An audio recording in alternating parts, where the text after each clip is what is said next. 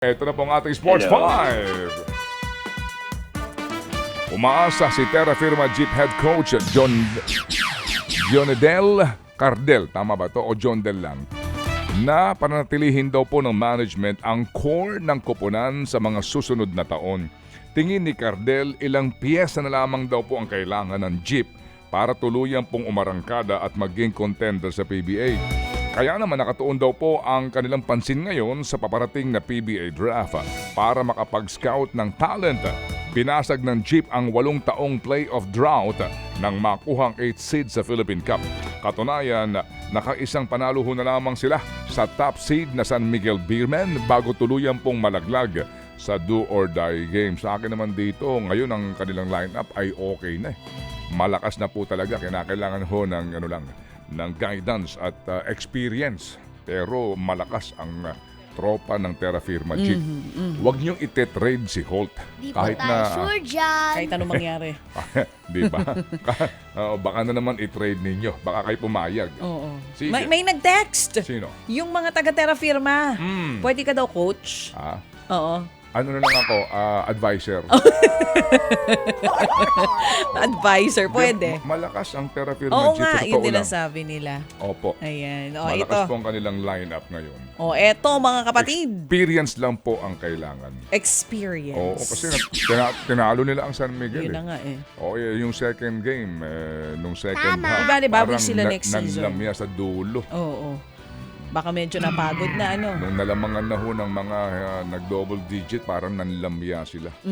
O, ito. Sige. So mamaya pala may laban. Sige, mamaya na sa atin po mga tampok na balita. Eto, mga kapatid, tumanggi raw ang mga miyembro ng Creamline Cool Smashers na maglaro sa national team sa paparating na AVC Challenge Cup for Women. Ay, bakit? Ibinunyag ito ng coach ng Women's National Volleyball Team na si George De Brito. Bukod kay star setter Gia De Guzman, 2 rin daw ang naimbitahan mula sa koponan. Base sa ulat, may nakaschedule ng bakasyon abroad ang Creamline. Na matagal na daw planado. Sana all. Sayang naman. Nabook na raw ito bago pa bumuo ng pool para sa AVC Challenge Cup. Ay, sayang, i-represent nila yung Pilipinas eh. Huwag mong pilitin kung ayaw. Sa bagay, kapapanalo lang ng Creamline sa Kung PVL. ayaw, pipilitin. Ito nga, kapapanalo lang kasi nila sa PVL All-Filipino Conference kung saan tinalo nila ang sister team na Chocomucho Flying Titans. Kampiyon ang UP Fighting Maroon sa UAAP Season 86 Men's Football Tournament.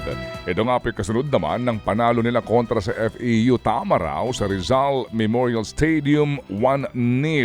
Ito ang unang kampyonato ho naman ng Maroon sa men's football sa loob po ng 6 na taon. Isang penalty kick mula kay team captain Makay Tobias sa 49th minute ang nag-iisang goal ng laro.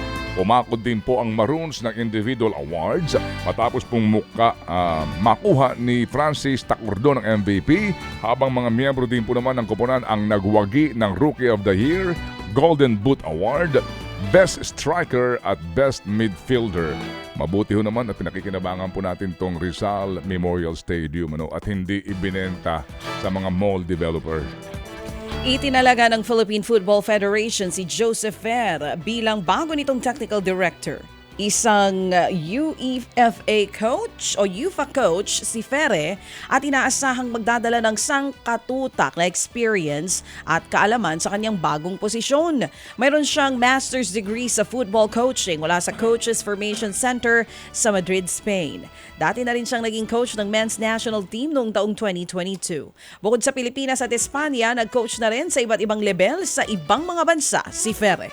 Kasado na po ang laban sa linggo ng Pinoy na si Ruel Pañales laban po naman sa Japanese flyweight na si Toki Matsui sa Road to UFC Season 3. Naniniwala po si Pañales na malaki ang maitutulong ng kanyang international fighting experience kontra sa Hapon na kalaban. Ang Road to UFC ay isang win and advance tournament na nagbibigay po naman ng tsansa sa mga top prospects ng Asia na magkaroon ng kontrata sa mismong UFC. Hawak po ni Pañales ang 5-1 na record, kabilang po ang isang no contest. Mapapanood po sa linggo, alas 8 ng gabi sa Signal ang naturang laban. Ted Filon at DJ Chat